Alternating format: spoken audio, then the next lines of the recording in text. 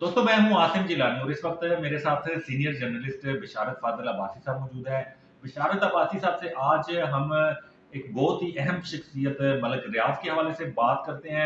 मलक रियाज जो सियासत, ब्यूरोक्रेसी और एस्टेब्लिशमेंट की आंखों का तारा भी रहे हैं और बड़ा असर रसूख रखते हैं। इस वक्त वो क्या करने जा रहे हैं इस पर बात करते हैं और इसके नुकसानात और फायदे क्या होंगे उस पर भी बिशारत अब्बासी साहब से बात करते हैं। अब्बासी साहब बताइएगा कि आपके पास क्या मालूमात है और वो क्या करने जा रहे हैं। बहुत शुक्रिया आसम जिलानी साहब, जिस शख्सियत के हवाले से आपने बात की है, मलक रियाज साहब। मलक रियाज पाकिस्तान की वो शख्सियत है जिसने ना सिर्फ प्रॉपर्टी में अपना नाम कमाया, बल्कि ये वो शख्सियत है जिनको एस्टेब्लिशमेंट से लेके तहरीक इंसाफ, मुस्लिम लीग नून, MQM और पीपल पार्टी की आंख का तारा रहे।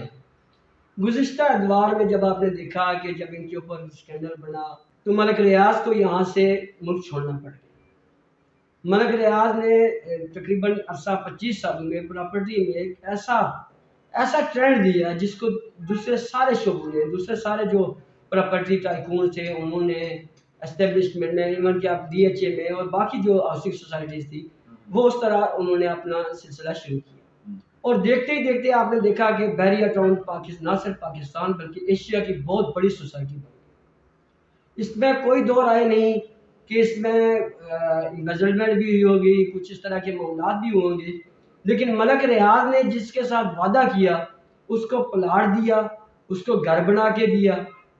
और अभी आप देख रहे हैं कि इसकी वजह यह है कि पूरे पाकिस्तान में बैरिया टाउन फैला हुआ है और लोग बैरिया टाउन पे एतमाद करते हैं। और ये बैरिया टाउन में समझता हूँ कि वो वाहिद सोसाइटी है जिस पे मैंने नहीं देखा कि किसी के घर पे, किसी के प्लाट पे किसी ने कब्जा किया हो। तहरीक इंसाफ के दौर में इसने बैरिया टाउन के साथ मिलकर बहुत सारे एडवेंचर किए। इसी तरह एस्टेब्लिशमेंट ने जो DHA है, ये भी मैं समझता हूँ कि बैरिया टाउन से सीख के ये DHA बनाया गया है, जो अब आहिस्ता आहिस्ता बैरिया से आगे निकल रहा है। तो बैरिया, इसमें तो कोई दो राय नहीं कि मलक रियाज जो है प्रॉपर्टी टाइकून है और सोसाइटीज़ के हवाले से उसकी बुनियाद रखने में उसके इन्वेंटर हैं, तो उनका बड़ा नाम है। लेकिन अब बदकिस्मती ये है कि जब मलक रियाज इस पोजीशन में पहुंच गए कि अल्लाह ताला ने उनको हर चीज़ से नवाज दिया, उनके पास खरबों रुपए हो गए, हर लिहाज से उनकी जो सोसाइटी थी वो एशिया की सबसे बड़ी सोसाइटी हो गई, लेकिन पाकिस्तान पर उनकी ज़मीन को तंग कर दिया। मलक रियाज दुबई में एक बड़ा जो है बैरिया टाउन का प्रोजेक्ट लॉन्च करने जा रहे हैं। इसके असरात क्या होंगे? आप देख रहे हैं कि पहले ही दुबई में पाकिस्तानियों के $12 बिलियन से ज़्यादा एसेट मौजूद है। और अब आपको मैं ये लिख के दे रहा हूँ, ये मैं बाकायदा तस्दीक शुदा बात कर रहा हूँ कि आप देखेंगे कि बैरिया टाउन जो लॉन्च हो रहा है वहाँ में सबसे ज़्यादा इन्वेस्टमेंट पाकिस्तानी करेंगे। उनमें इन्वेस्टर जो होंगे वो सरमायादार पाकिस्तानी होंगे, उनमें ब्यूरोक्रेट पाकिस्तानी होंगे, ये पाकिस्तान के लोग होंगे जो सबसे ज़्यादा वहाँ पे इन्वेस्टमेंट करेंगे। तो बजाय इसके कि वो इन्वेस्टमेंट जो पाकिस्तान में आती, मलक रियाज को यहाँ खुल के काम करने दिया जाता, आज़ादी से काम करने दिया जाता, प्रेशर ना लगा दिया जाता, तो मैं समझता हूँ कि जो अरबों डॉलर जो दुबई जाएंगे पाकिस्तान से, वो पाकिस्तान आ सकते थे। लेकिन मुझे इस हुकूमत की पॉलिसी की समझ नहीं आ रही कि इन्होंने रियल स्टेट को, जो कि मैं समझता हूँ कि सबसे बड़ी रियल जो स्टेट है, जिससे 30 सनतें वाबस्ता है, जिससे आम आदमी का रोजगार वाबस्ता है, जिससे सरमायादारों का रोजगार वाबस्ता है, इसको ये बिल्कुल इन्होंने बंद कर दिया है। इसके ऊपर इतने इन्होंने टैक्सेस लगा दिए हैं कि अब ये है यहाँ से लोग जायदाद खरीदने के बजाय दुबई में खरीदेंगे। मेरी हुकूमत से दरख्वास्त है कि इस जो बैरिया टाउन, जो दुबई में बैरिया टाउन बनने जा रहा है, वहाँ भी बेशक बने, लेकिन पाकिस्तान में भी मलक रियाज को काम करने की इजाज़त दी जाए।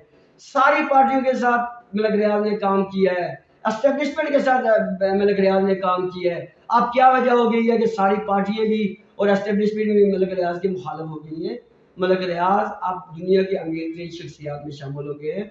उनको सरमाया पाकिस्तान में लाने दें, पाकिस्तान को फलने फूलने दें और रियल स्टेट के सेक्टर को जो है कामयाब होने दें, ताकि रियल स्टेट कामयाब हो और ये मुल्क जो है वो तरक्की की राह पे गामजन हो। अच्छा बादशाह साहब, आप बता रहे थे कि दुबई के अलावा एक तरक्की याफ्ता मुल्क है, वहां पर भी کوئی ملک ریاض کوئی پروجیکٹ لانچ کرنے جا رہے ہیں، وہ کیا تفصیلات ہیں؟ آصف جیلانی صاحب، میں ملک کا نام تو نہیں بتاؤں گا، لیکن ایک بہت ترقی یافتہ ملک جہاں پاکستانی اگر صبح کہیں کہ سب ان کو ویزا مل رہا ہے وہ وہاں جانا چاہیں گے، تو میرے خیال میں 24 کے 24 کروڑ پاکستانی اس ملک میں جانے کے لیے تیار ہے۔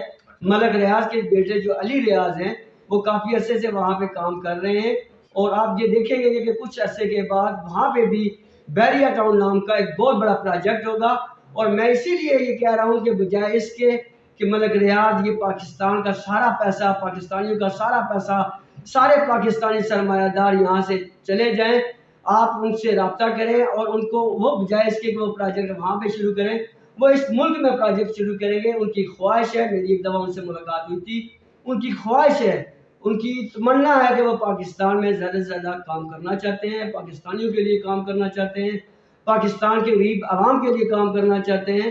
تو میری درخواست ہے کہ ان کو موقع دیا جائے اور ان کو پاکستان بلایا جائے اور ان کو ان کے پروجیکٹ کو یہاں پہ کام کرنے کی اجازت دی جائے۔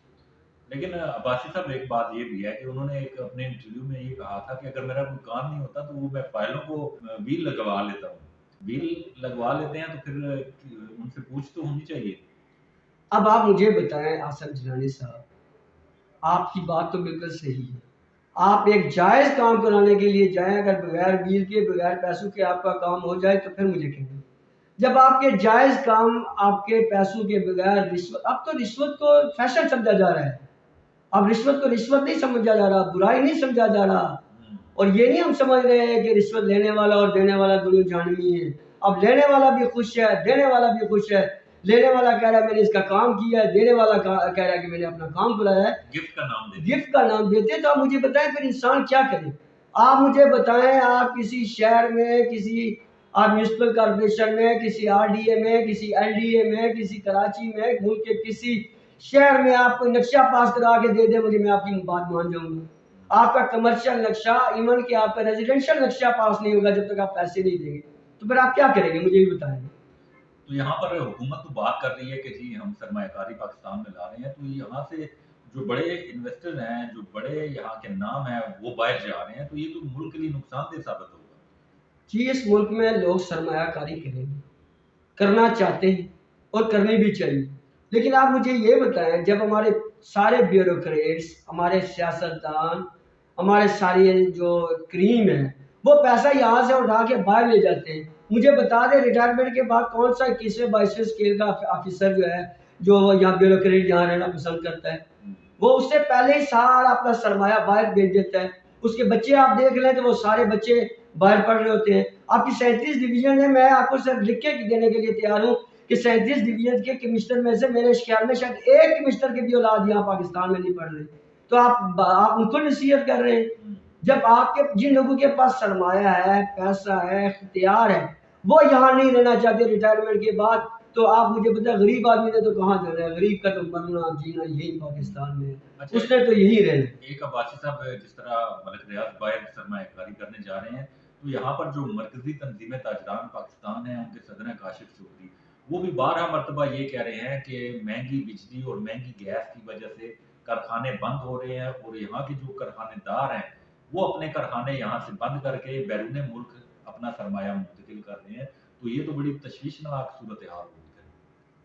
آصف جیلانی صاحب مجھے یہ بتائیں، جب آپ کی بجلی 100 روپے 80 روپے یونٹ ہوگی، گیس آپ کی مہنگی ترین اور ہوگی ملتی بھی نہیں، اور ملے گی بھی نہیں ہے آپ کو، تو آپ مجھے یہ بتائیں پھر اس ملک میں آپ کیا کریں گے؟ آپ کی تو مجبوری بن جائے گی، جن کے پاس سرمایہ ہے پھر وہ باہر جائیں گے، وہ اپنا سرمایہ بھی باہر لے کے جائیں گے، وہاں اپنے بچوں کو خوشحال دیکھنا پسند کریں گے۔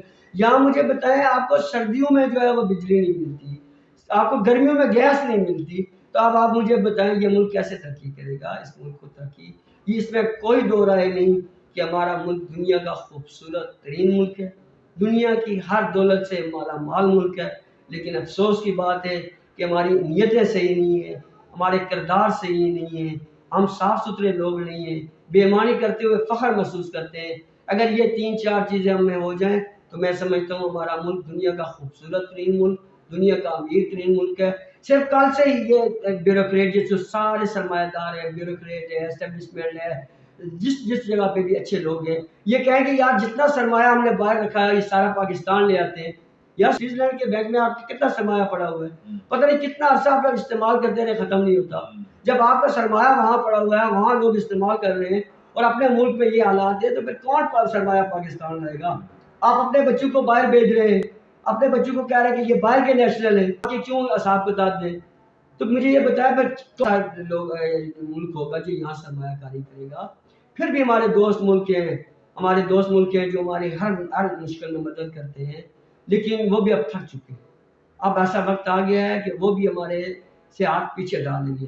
خدا را میری درخواست ہے کہ یہ جو صاحب اختیار لوگ ہیں، صاحب سرمایہ دار لوگ ہیں، یہ اس ملک کی طرف دیکھیں، اس ملک کے غریبوں کی طرف دیکھیں. اس ملک میں کسی چیز کی کمی نہیں ہے.